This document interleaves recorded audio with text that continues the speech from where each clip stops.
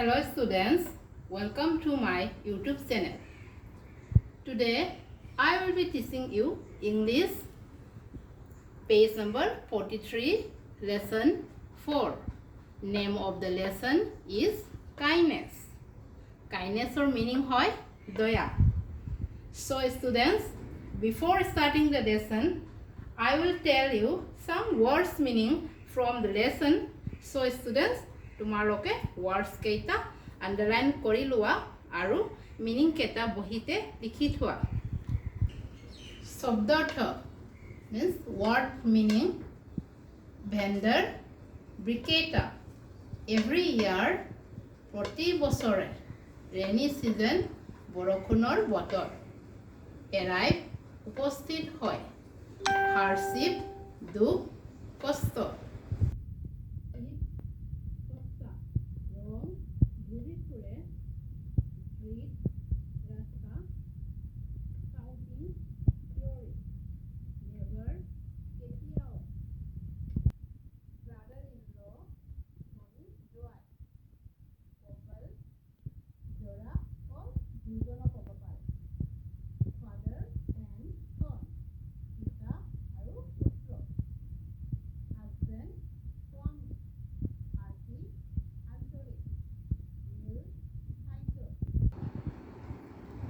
Now children, let's discuss the lesson.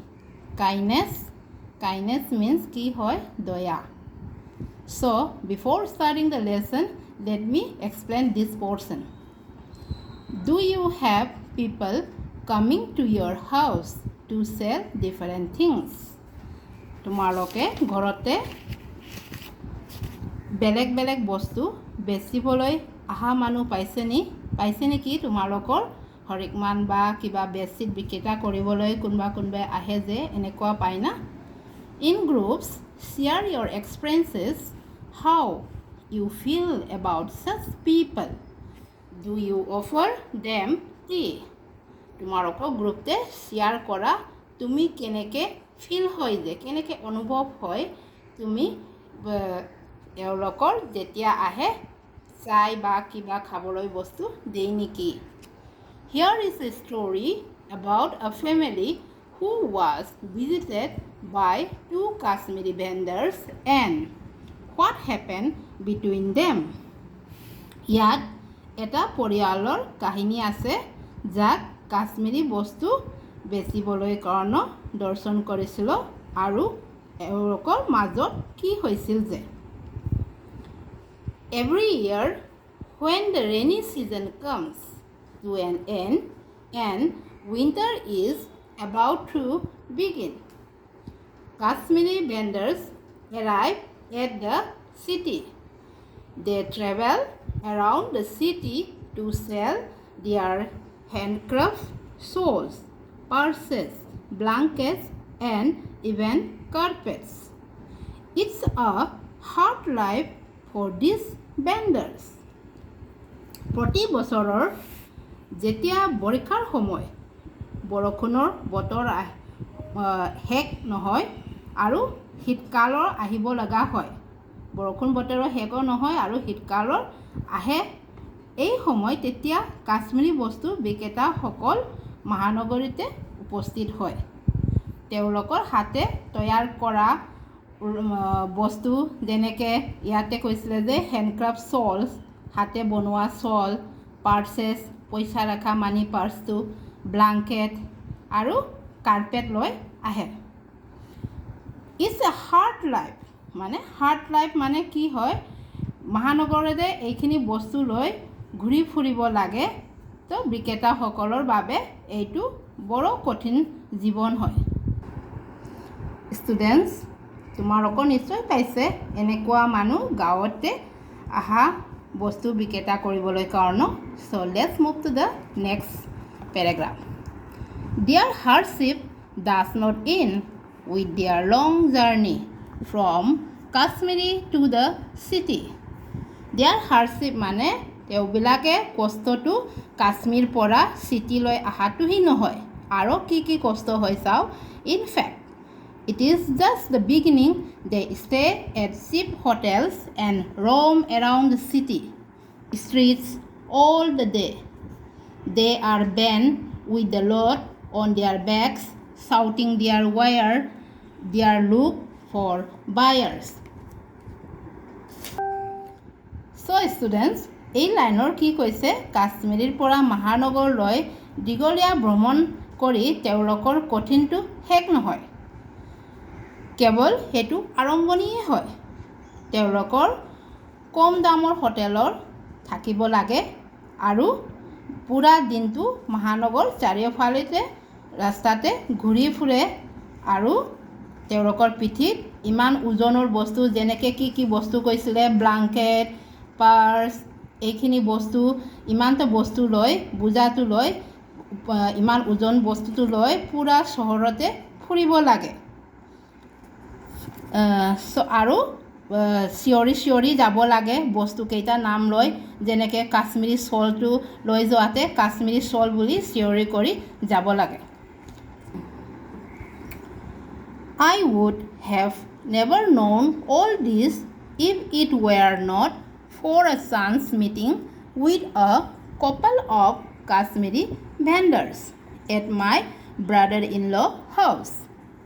We were seated at my brother-in-law's veranda when two Kashmiri vendors who looked like father and son came in. The younger man came a bundle on his back while the other frail and all called attention to their wares in a sufficiently loud voice. Kashmiri souls. So students, এই লাইনৰ কি কৈ আছে এইবিলাক মানুহটো ইয়াতে এজনে কথা আহিছে আই মানে ইয়াতে কোন হয় যিখন এই ষ্টৰী কাইনেছটো লিখিছে যে সেইজনে ক'লে ইয়াতে I refers to the author of the story কাইনেছ চ' ইয়াতে অথাৰে কি ক'লে এইবিলাক মই নাজানিলোঁ যে মই যদি মোৰ ভনী জোৱাই ঘৰতে দুজন কাশ্মীৰী বেণ্ডাৰ লগ নাপালে মানে কাশ্মীৰী বেণ্ডাৰৰ কি কাহিনীবিলাক নাজানিলোঁ যে যদি তেওঁ ভনী জোৱাইৰ ঘৰতে কাশ্মীৰী বেণ্ডাৰ দুজন লগ নহ'লে সেইটোৱেই কৈছে নেক্সট কি ক'লে উই ৱেৰ চিটেড মানে কি হয় ইয়াতে তেওঁ ভনী জোৱাই আৰু ৰাইটাৰটো দুইজন বহি আছিলে বাৰিন্দাতে এই সময়তে কি হৈছিলে ফাদাৰ এণ্ড চন মই মিনিঙতে কি দিছিলোঁ পিতা আৰু পুত্ৰ দুইজন আহিছিলে চ' ডেকা মানুহজনে পিঠিত এটা বাণ্ডেল লৈ আহিছিলে আৰু ক্ষীণ আৰু বয়স্ক ইয়াতে বুঢ়াজনে কি আনিছিলে বুঢ়াজনে ডাঙৰ মাতেৰে এওঁলোকৰ সজা বস্তু লৈ যে ব্লাংকেট লংগে যে এইখিনি বস্তু লৈতো ইমপ্ৰেছ কৰিবলৈ কাৰণে চিঞৰি কৰি কৈ আছিলে যেনেকৈ কাশ্মীৰী শ্বল বনে তোমালোকৰ নিশ্চয় শুনিছে গাঁৱতে এনেকুৱা Kashmiri shawl even Kashmiri shawl যদি নহয়ও বেডশ্বীট এনেকুৱা অহাটো নিশ্চয় দেখিছে বা হৰিকমাল প্লাষ্টিক বস্তুখিনি দেখিছে চিয়'ৰ so' let's move to the next line I was surprised when my brother-in-law called the vendors in. I was sure that he needed nothing from them, but he began examining their shawls and short jackets. His wife, my sister, who was in the kitchen, got busy making tea. She knew that her husband would not buy anything from vendors. I felt sorry for them when my brother-in-law asked me to buy something. I politely declined. He then started chatting with the vendors about their families and their homeland. তো এই লাইনৰ কি বুজাইছে ইয়াতে অথৰে কি ক'লে I was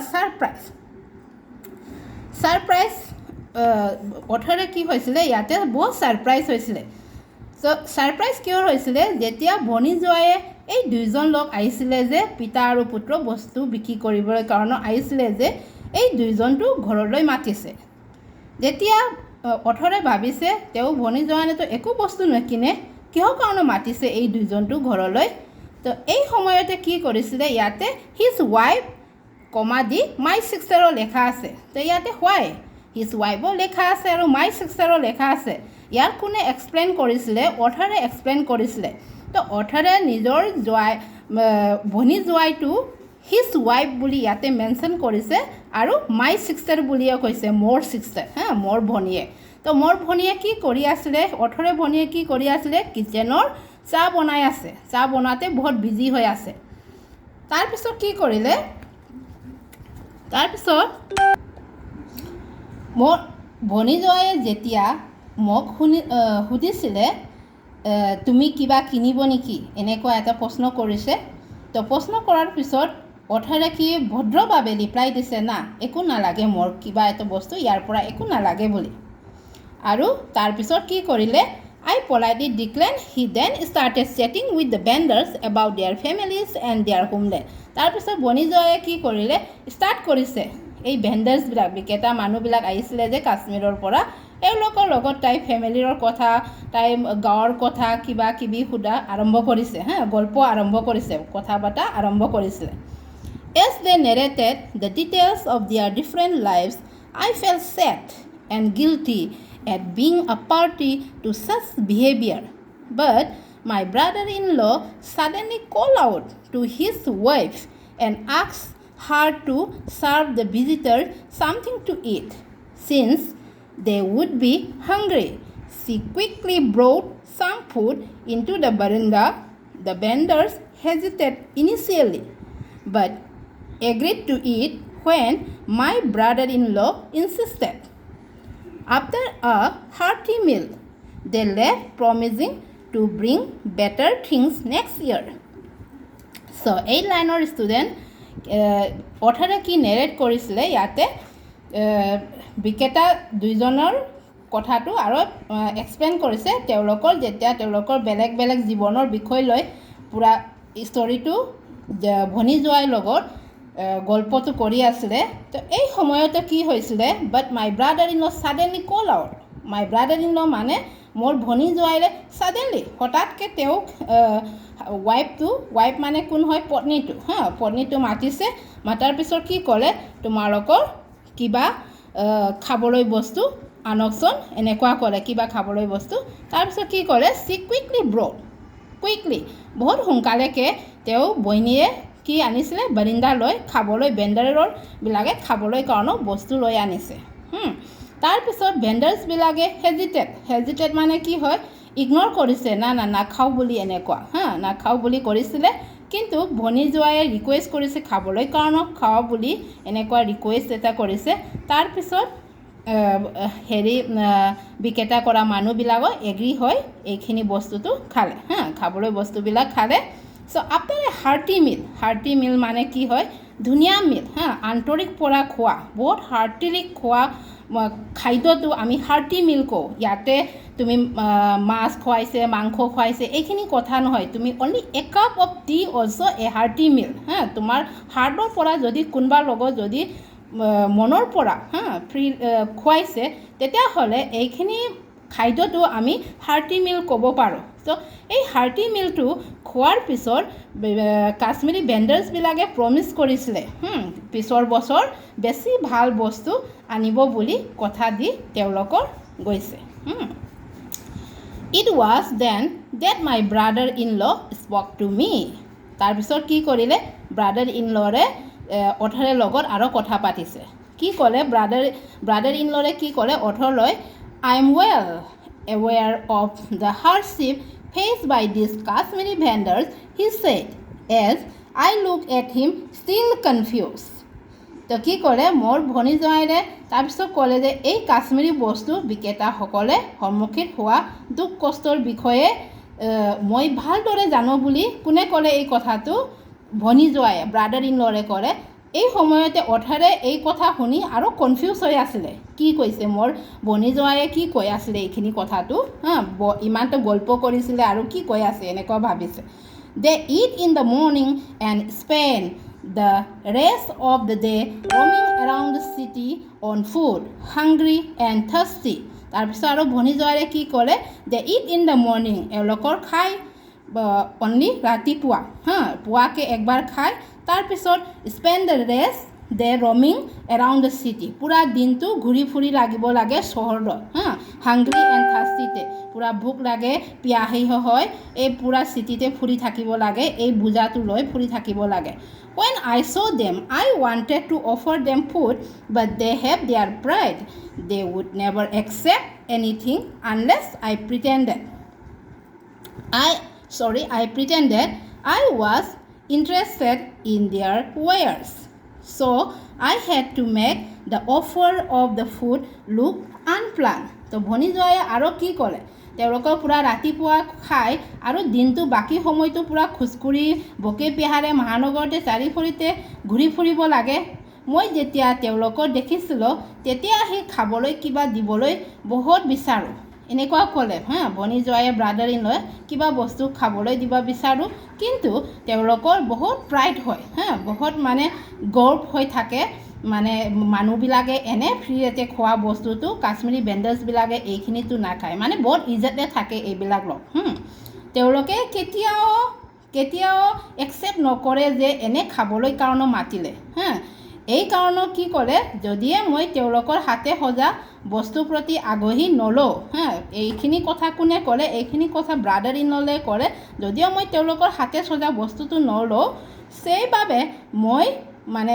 plan কৰিছোঁ মানে এইখিনি কিবা খোৱাবলৈ কাৰণে বস্তুবিলাক চাবলৈ এইখিনি চাই এইখিনি প্লানটো কৰি খুৱাইছোঁ তো এইখিনি কথা শুনি অথৰে লাষ্টতে বুজিছে তেওঁ কোন হয় ইয়াতে কাইণ্ডনেছটো তেওঁ ভনী জোৱাইটো বহুত কাইণ্ডনেছ বহুত দয়ালু মানুহ হয় তো কাইণ্ডনেছ চেপ্টাৰটো অথৰে তেওঁ ভনী জোৱাইৰ ওপৰত ৰেফাৰ কৰি লিখিছে এইখিনি গল্পটো থেংক ইউ ষ্টুডেণ্টছ তোমালোকৰ নিশ্চয় বুজি পাইছে থেংক ইউ